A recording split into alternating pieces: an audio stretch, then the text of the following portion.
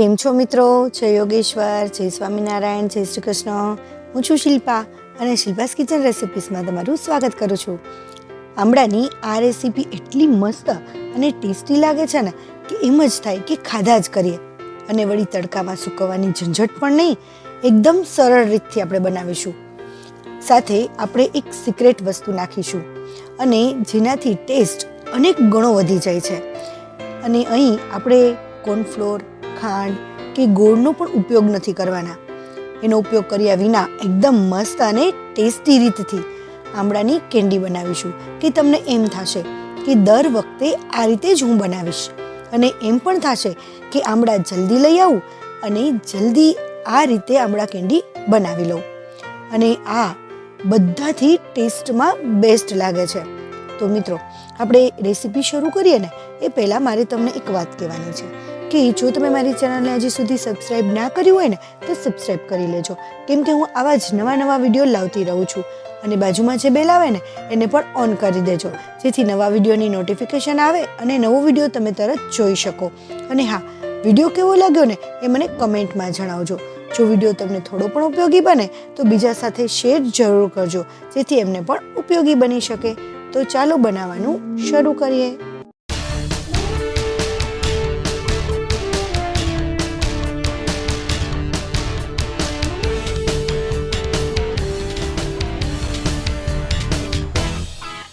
અહીંયા મેં 750 ગ્રામ જેટલા આમળા લીધા છે. અને આ આમળા છે ને એકદમ મોટા, બહુ ગ્રીન કલરના પણ નહીં અને સાવ પીળા કલરના પણ નહીં, એવા આપણે આમળા લઈશું. અને આમળા લેતી વખતે જેમ બને એમ ઓછા ડાઘ હોય ને એવા આમળા લઈશું, કારણ કે આમળામાં ડાઘ તો હોવાના જ છે. તો આપણે બને ત્યાં સુધી ઓછા ડાઘ હોય ને એવા આમળા પસંદ કરીશું. તો અહીંયા એકદમ મસ્ત એવા ધોઈ અને સાફ કરી લીધા છે આમળાને. અને હવે આમળાને આપણે બાફવા માટે મૂકીશું. તો બાફવા માટે એક પેનમાં આપણે કોઈ પણ, તમે જો કુકરમાં બાફવા હોય તો પણ ચાલે, ઢોકળિયામાં પણ બાફી શકો. તો થોડું એવું આપણે પાણી લઈ લઈશું અને હું અત્યારે અહીંયા ઢોકળિયામાં બાફું છું. તો એની અંદર આપણે આમળા સરસ રીતે ગોઠવી દઈશું અને ત્યાર પછી એને ઢાંકી અને આપણે બાફી લઈશું. લગભગ 15 મિનિટ જેવું થાય ને ત્યાં સરસ એવા બફાઈ જાય છે. તો 15 મિનિટમાં આપણે એક વખત ચેક કરી લેવાનું. જો આ રીતે બફાઈ ન ગયા હોય, આમ છૂટા પડી ગયા હોય ને તો સરસ રીતે બફાઈ ગયા છે. જો થોડા પણ ખુલ્લા ન પડ્યા હોય ને તો સેજ વાર માટે રાખવાનું, 3-4 મિનિટ. હવે આ રીતે જો ઢોકળિયું હોય અને ગરમ હોય ને તો એને કાઢવા માટે એકદમ મસ્ત ટ્રીક બતાવું છું. આ રીતે કાંટા ચમચીથી એના જે હેન્ડલ હોય ને એમાં કાંટા ચમચીનો કાંટો ભરાવી અને એકદમ સરળ રીતે નીકળી જાય છે. અને આ પાણી વધ્યું ને એ ફેંકી દેવાનું નહીં, ઠંડુ થાય એટલે એને માથામાં નાખીને આપણે યુઝ કરી શકીએ છીએ. બહુ જ ગુણકારી છે. હવે આમળામાંથી આપણે એના બીજ હોય ને એ એકદમ સરસ રીતે કાઢી લઈશું.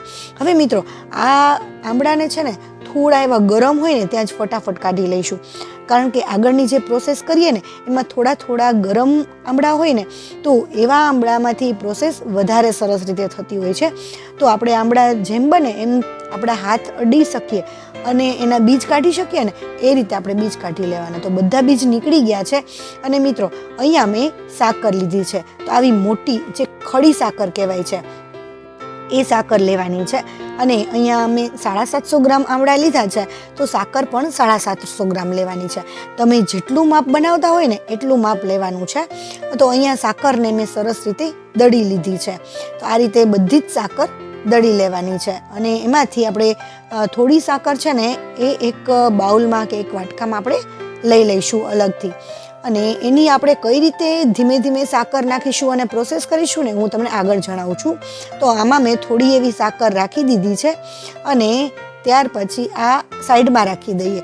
અને જે મિક્સર જારમાં સાકર છે ને તો એના સહિત જ આપણે અંદર આમળા નાખી દઈશું.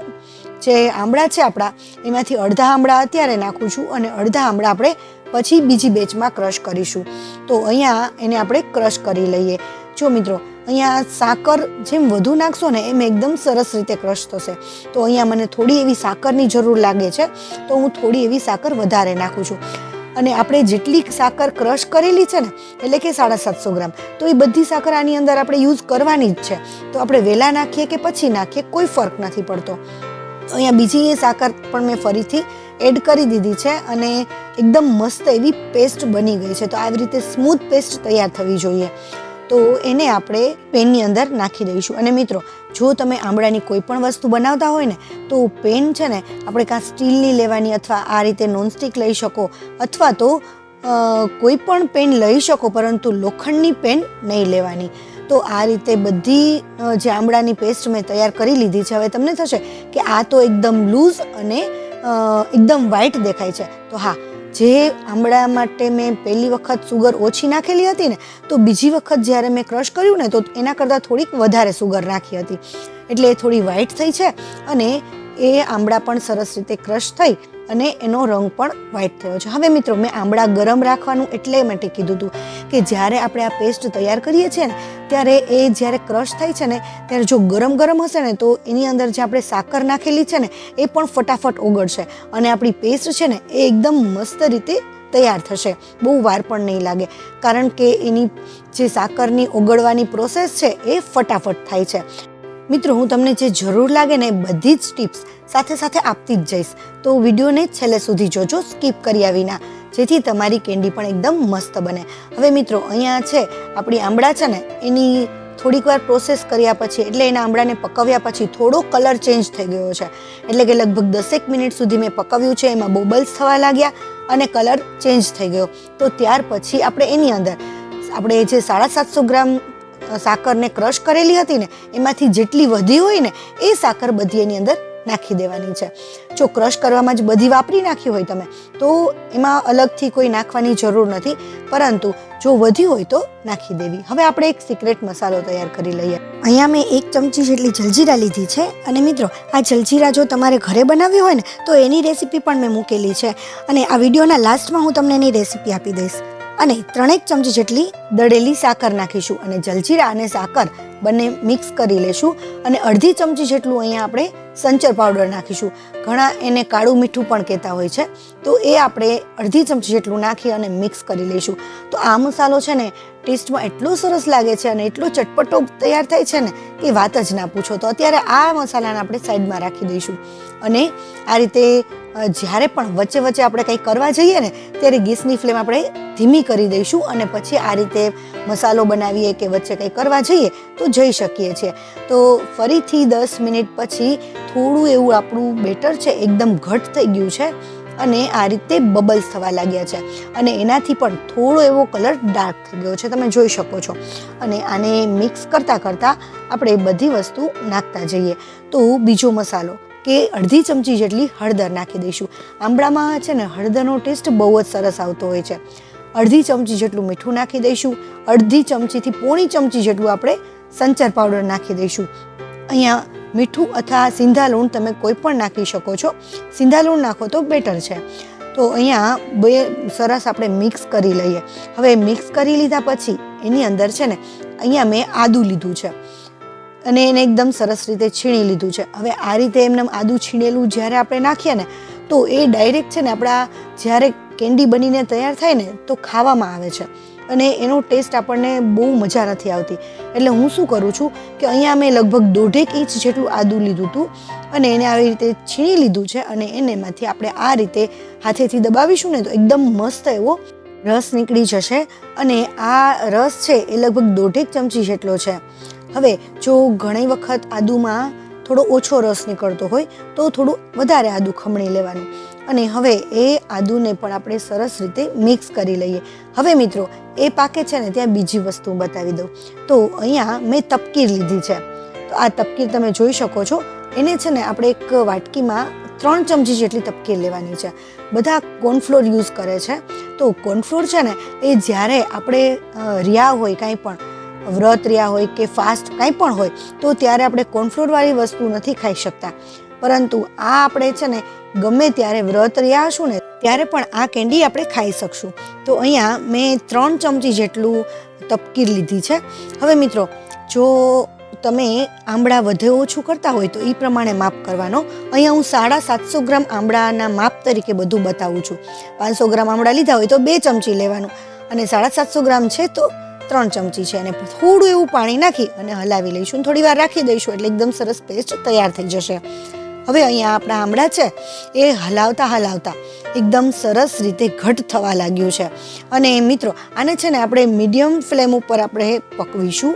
જો સાવ સ્લો ફ્લેમ ઉપર તો બહુ વાર લાગશે અને ફૂલ ફ્લેમ ઉપર છે ને તો નીચે દાજી જવાની બીક લાગતી હોય છે. તો આપણે જે તપકીરવાળું પાણી હતું ને એ એની અંદર નાખી દઈશું અને ગેસની ફ્લેમને ધીમી રાખીશું અને એકદમ સરસ રીતે મિક્સ કરી લઈશું. અને કોઈ પણ ગઠ્ઠા ના રહે ને એનું આપણે ધ્યાન રાખીશું. મિત્રો તપકીરવાળું પાણી જ્યારે આપણે કરીએ ને ત્યારે એમાં સાવ ઓછું પાણી નાખશો ને તો આમાં જ્યારે નાખીએ ને ત્યારે એમાં ગઠ્ઠા થવાની શક્યતા વધુ રહે છે, કારણ કે એકદમ સરસ પ્રોપર રીતે મિક્સ નહીં થાય. તો એમાં પાણી છે ને જો 3 ચમચી તપકીર હોય ને તો લગભગ અડધા કપ જેટલું પાણી એમાં એડ કરી દેવાનું. અને ત્યાર પછી તમે જુઓ બધી જ તપકીર એકદમ મસ્ત રીતે મિક્સ થઈ ગઈ છે અને આમાં જરાય ગઠ્ઠા નથી દેખાતા. તો આવી રીતે આપણે પેસ્ટ તૈયાર કરવાની છે. અને હવે એની અંદર આપણે અહીંયા 2 ચમચી જેટલી જલજીરા નાખીશું. મિત્રો આ જ એ સિક્રેટ વસ્તુ છે કે જેનાથી ટેસ્ટ અનેક ગણો વધી જાય છે અને બીજી બધી નાની નાની વસ્તુ નાખવાની પણ જરૂર નથી પડતી, કારણ કે જલજીરાની અંદર તીખા એટલે કે મરી હોય છે, સંચર, ઘણી બધી એમાં વસ્તુ આવતી હોય છે. તો એ બધી જ વસ્તુ એની અંદર આવી જાય છે અને કોઈ પણ અલગથી વસ્તુ નાખવાની જરૂર નથી રહેતી અને એકદમ ચટપટો ટેસ્ટ આવે છે. તો એ બધું સરસ મિક્સ કરી લઈએ. અને અહીંયા તમે જુઓ હવે આપણે જે પેસ્ટ છે ને એ થોડી થોડી પેન છોડતું જાય છે. તો આ રીતે પેન છોડવા માંડે એટલે સમજવાનું કે હવે થોડી જ વાર છે, બહુ વધારે વાર નથી. તો અહીંયા ફરીથી મેં 5 મિનિટ હલાવ્યું. ત્યાં તમે જુઓ આ પેન છે એકદમ સરસ છૂટી પડતી જાય છે. પેન અને આપણી પેસ્ટ બંને સરસ છૂટી પડતું જાય છે. તો એમાં જરાય ચોટતું નથી. તો હવે આ સ્ટેજ ઉપર આપણે શું કરીશું ખબર છે? આનમાં એકદમ મસ્ત એવી શાઇનિંગ લેવા માટે આપણે એની અંદર 1 ચમચીથી 1.5 ચમચી જેટલું ઘી નાખીશું. ઘી ઓપ્શનલ છે, પરંતુ જો નાખવું હોય ને તો એકદમ શાઇનિંગ આવશે. એ જોતાં જ આપણને ખાવાનું મન થઈ જાય એવી સરસ શાઇનિંગ આવે છે. તો એ સરસ મિક્સ કરી લઈએ. મિત્રો તમે કયા ગામથી કે કયા સિટીથી મારા વિડીયો જુઓ છો ને એ મને કમેન્ટમાં કહેજો, કારણ કે મારા વ્યુઅર્સ મારા વિડીયો ક્યાં ક્યાંથી જુએ છે ને એ મને પણ ખ્યાલ આવે. હવે મિત્રો અહીંયા છે ને મેં એક બટર પેપર ઉપર ઘીને સ્પ્રેડ કરી લીધું છે અને આપણી જે તૈયાર થયેલી કેન્ડી છે ને એ કેન્ડી એની અંદર આપણે સ્પ્રેડ કરી દઈએ. હજી કેન્ડી તૈયાર નથી થઈ, પરંતુ હજી આપણે આગળની પ્રોસેસ બાકી છે. પરંતુ આને એકદમ સરસ રીતે ઠંડી થવા માટે રાખી દઈએ. જો તમારે બટર પેપર યુઝ ન કરવું હોય તો તમે કોઈ પણ વાસણ લ્યો ને કે કોઈ પણ ડીશમાં જેમાં સ્પ્રેડ કરો એમાં ઘી પાથરી દેશો તો પણ એ એકદમ સરસ રીતે નીકળી જતી હોય છે. પરંતુ બટર પેપરમાં વધુ ઇઝી પડતું હોય છે, એટલા માટે મેં બટર પેપર યુઝ કર્યું છે. તો આ રીતે એકદમ મસ્ત સ્પ્રેડ કરી અને થોડું એવું ટેપ કરી દઈએ એટલે એકદમ સરસ સેટ થઈ જાય. અને ઘીવાળો ચમચો કરી અને એના ઉપર ફેરવી દઈએ એટલે એ પણ એકદમ સરસ શાઇનિંગવાળું થઈ જાય અને એકદમ સરસ લીસું થઈ જાય. હવે મિત્રો આ રીતે તમે જુઓ ગોળી વાળશો ને તો ગોળી પણ એકદમ મસ્ત એવી વળી જાય છે. તો આ રીતે તમે ગોળી વાળીને પણ ખાઈ શકો છો. તો મેં અત્યારે આ રીતે પાથરેલું છે અને હું સ્ક્વેર કેન્ડી બનાવીશ, તો તમે ગોળી પણ વાળી શકો છો. હવે આ એકદમ મસ્ત એવી કેન્ડી આપણી ઠંડી થઈ ગઈ છે અને એને આપણે અનમોલ્ડ કરી લઈએ. જો મેં બટર પેપર યુઝ કર્યું છે તો બટર પેપરને ખેંચી અને ઇઝીલી હું એને કાઢી શકું છું. તો હવે આપણે બટર પેપરને ધીરે ધીરે રિમૂવ કરી દઈશું. મિત્રો આ કેન્ડી ટેસ્ટમાં એટલી સરસ લાગે છે ને, એક વખત જો તમે મોઢામાં નાખશો ને તો એમ થશે હજી બીજી ખાવી છે, બીજી ખાશો ને તો હજી એમ થશે કે ત્રીજી ખાવી છે. તો આ રીતે વધુ કેન્ડી જ બનાવીને તૈયાર રાખજો. અને મિત્રો જો તમારે આને થોડી એવી વધુ સ્પાઇસી કરવી હોય ને તો પણ હું તમને આગળ કહું, પરંતુ અહીંયા જુઓ મેં છે ને પિઝા કટર લીધું છે અને એમાં આપણે એક વખત સરસ રીતે ગ્રીસ કરી લેશું ઘીને. અને જુઓ આમાં જરાય ચોટતી નથી એટલે આપણી કેન્ડી એકદમ મસ્ત એવી તૈયાર છે. તો હવે આને આપણે કટ કરી લઈએ અને જુઓ હું તમને અહીંયા બતાવું એક પીસ એકદમ મસ્ત એવું તૈયાર છે અને એકદમ આમ જેલી જેવું લાગે. આપણે ખાઈએ ને તો પણ જેલી જેવું લાગે, હાથમાં લઈએ ને તો પણ એકદમ મસ્ત જેલી જેવું લાગે છે. હવે આ રીતે મસ્ત એવા કટિંગ કરી લીધા છે મેં. તો આની ઉપર આપણે જે સુગરવાળો મસાલો તૈયાર કરેલો હતો ને જેમાં આપણે જલજીરા, સાકરનો પાવડર અને સંચર નાખેલું હતું ને મિક્સ કરેલું હતું એની અંદર આપણે આ રીતે કોટિંગ કરી લેવાની છે આપણે કેન્ડીને. આ રીતે કોટિંગ થઈ જશે ને પછી તમે જુઓ લુકમાં પણ એકદમ મસ્ત લાગે છે અને હું તમને હમણાં બતાવું સોફ્ટ પણ કેટલી છે. તો આ રીતે એમ ડીપ કરવા કરતાં આ રીતે આપણો જે મસાલો હતો ને એને ઉપર જ છાંટી અને એને એકદમ સરસ રીતે હળવા હાથે ફેલાવતા જશું અને ફેરવતા જશું અને મિક્સ કરતા જશું. હવે મિત્રો આપણને છે ને એમ થાય કે એક મોટા બાઉલમાં લઈ અને આપણે એને સ્પ્રેડ કરીએ અને પછી એને ઉછાળતા જઈએ અને મિક્સ કરતા જઈએ એમ પણ થાય, પરંતુ એને મોટા બાઉલમાં નાખીને જ્યારે ઉછાળીએ ને તો ખાંડ ઉડતી હોય છે, એટલા માટે એ રીતે નહીં કરીએ. અને તમે જુઓ અહીં આપણી કેન્ડી છે એકદમ જેલી જેવી તૈયાર થઈ ગઈ છે, એકદમ મસ્ત એવી સોફ્ટ. તો આ રીતથી તમે બનાવશો ને તો ટેસ્ટમાં પણ એટલી સરસ લાગશે અને બહુ જ મજા આવશે ખાવાની. અને આખું વર્ષ આને સ્ટોર કરીને રાખી શકશો, જરાય બગડશે નહીં. એને ફ્રીજમાં રાખવાની પણ જરૂર નથી, એરટાઈટ ડબ્બામાં પેક કરીને રાખી દેવાનું. તો મિત્રો તમને મારી આ રેસીપી કેવી લાગી ને એ મને કમેન્ટમાં જરૂર ને જરૂર કહેજો.